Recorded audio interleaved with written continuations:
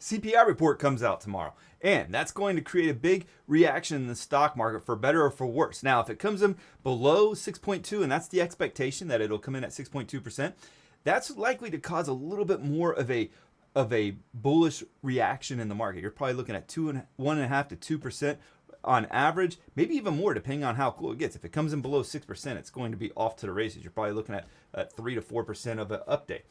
If it comes in above 6.2%, the reaction is going to be a little bit more muted. But if it starts to get into that 6.4 to 6.5 range, that's where you're going to see some pretty heavy selling take place. Now, one of the things that makes tomorrow interesting is that they're using a new formula and a new weighting system to determine the CPI number that comes out. So nobody really knows how different it's going to be from what it would have been using the old formula and weighting system. So that's also something that's weighing on investors going forward. Now, over the past week or so, I would say that traders have been a little bit more hawkish going into the report. Now, not necessarily with equities, but you've seen it in the bond market. You've seen it with the rates. The rates are starting to break out, and we'll get to that in a second. But what I want to do here is I want to go ahead and look at the charts with everything I just told you and start showing you how that corresponds on the charts themselves with the S&P 500, with the Qs, and with the 10-year yield and the 30-year yield, etc.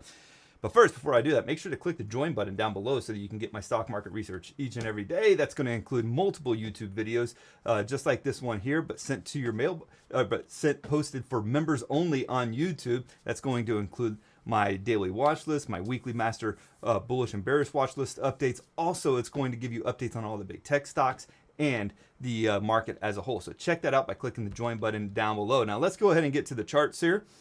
There's lots to talk about. On the S&P 500, this is SPY, the ETF.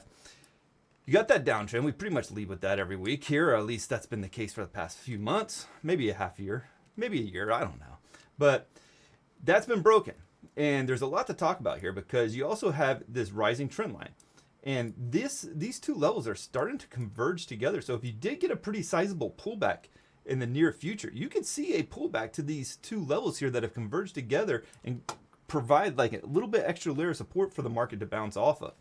You also have this support level right here that it tried to break below back on Friday, couldn't quite do it. It did break below it intraday, but closed above it by the end of the day. So that's held up as support. That's kind of like this cup and handle pattern right here. You got the cup, then you have this a little bit longer than normal handle pattern, but it broke out and then it's pulled back and it's subsequently bounced over the last two trading sessions. Now, what makes that kind of unique is that you also now have a bull flag pattern that is in the works there. So this bull flag would confirm to the upside, and if you get a cool CPI number, then you're looking at seeing a rally out of that bull flag and likely to challenge at some point in the near future the highs from August. So that would be a big deal for traders and for the bulls alike. So that's the S&P 500. That's what I'm watching for there. Now on the Qs, you have somewhat of a bull flag pattern there too, but I don't think it's as well defined,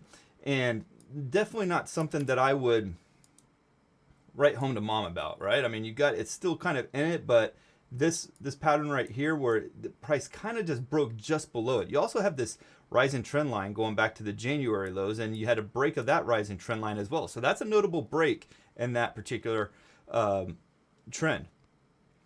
You also have this double bottom breakout. So if we did get a notable sell-off, this would be one level to watch here. This breakout around 294, 295. Can that hold if we get a significant pullback? Now, one of the things that I think, and this is where you're starting to see a little bit of a divergence here, because when the rates go up, that's usually not the best thing for the market in this kind of trading environment where inflation is such a major concern. You keep getting these higher rates, that puts a lot of pressure with companies in general when it comes to lending. So with the Qs, you've got this quasi bull flag pattern. It's a little bit steeper than I like, but you also have the TNX. This is your 10-year yield. Notice what's going on here. You've got a breakout underway going with the 10-year yield. So there's a good chance that we could see a retest of these December highs. And if not higher, maybe we end up testing those October highs where the market originally bottomed at.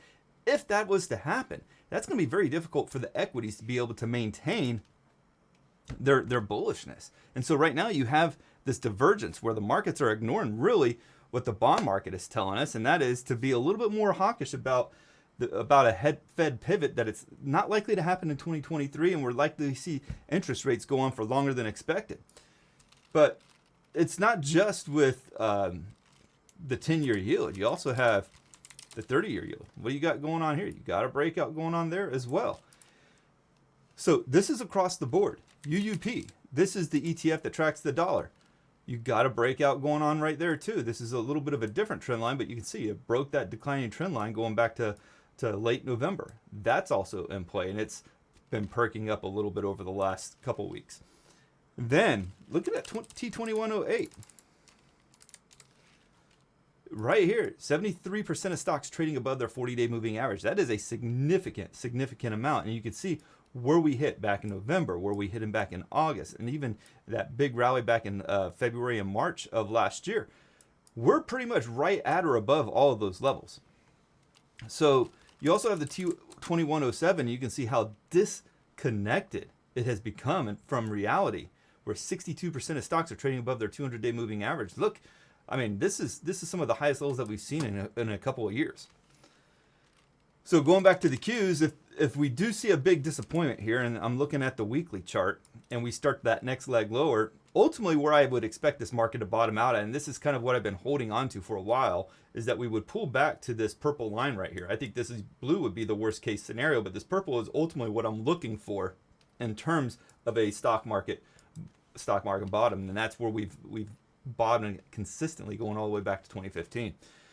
So that's the outlook right now. So if we do have a bottom in right now, and the CPI number comes in cool, where do I see us going? Where there's the next level that I would probably be looking for is 334 on the Qs. That would be another 10% run in equities. So how does that play out with me and my own trade? I'm pretty much all cash right now. I think I have about 88% of my money in cash. I got about 12% of my money short on the market. I'm not using leveraged ETFs. I'm using a 1-to-1 of PSQ. Could end up being wrong on that one. This has not been the easiest start of the year when it comes to shorting for the bears. I know I've tried it a few times. Haven't had the best of luck. But I'm also able to be wrong on this without being catastrophic, and also get back to the long side when that reward risk ratio sets up the way I need it to set up in order to get back long. And so we want to make sure that whether you're bullish going into tomorrow, whether you're bearish going into tomorrow, that you're not taking outsized risks that you can't afford to be wrong on. Because when you're wrong on the trade and you can't afford to be that wrong, it has life-changing, portfolio impacting devastation that can really set you back for years, if not the rest of your life. So don't make outsized bets. You don't have to make it be a hero with a CPI report that's coming out. If you can make a few bucks off of it, great. But stick to your trading plan, manage the risk, know what your position sizes are that don't create lots of emotion and put your capital at risk. Do all that. You should be able to weather the storm if it's bad, and you should be able to still benefit from it if it's good.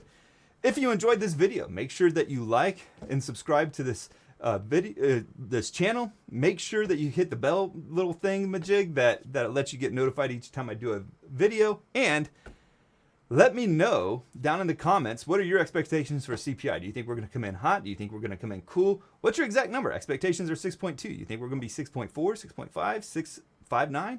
Let me know. And make sure to click the join button down below so that you can become part of my YouTube membership. So thank you guys, and God bless.